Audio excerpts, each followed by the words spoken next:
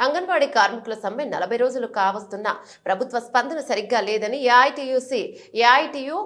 AIFTU సంఘాలు రాష్ట్ర వ్యాప్తంగా ఇచ్చిన పిలుపులో భాగంగా శ్రీకాళహస్తిలో జరిగిన రాస్తారోకో కార్యక్రమం దిగ్విజయంగా జయప్రదమైందని దీనికి సహకరించిన ప్రజానికానికి పోలీసులకు ధన్యవాదాలను తెలియజేశారు. ఈ సందర్భంగా ఏఐటియుసి జిల్లా సహాయ కార్యదర్శి వైఎస్ మణి మరియు ఎఫ్ఎఫ్టిఐ జిల్లా నాయకులు హరికృష్ణ, సిఐటియు జిల్లా సహాయ కార్యదర్శి పుల్లయ్యలు మాట్లాడుతూ అంగన్వాడీ కార్మికుల సమ్మె చట్టబద్ధమైన సమ్మెపై ప్రభుత్వ దుష్ప్రచారం, దౌర్జన్యం, వేధింపులు సరికావని సచివాలయ ఉద్యోగుల దగ్గర నుండి అంగన్వాడీ సెంటర్లకు బీగాలు పగలగొట్టడం, జిల్లా కలెక్టర్ల ద్వారా బెదిరింపులు, నోటీసులు ఇవ్వడం, సిడిపిఓలు సూపర్వైజర్ ద్వారా మెమోలు, సర్క్యులర్లు,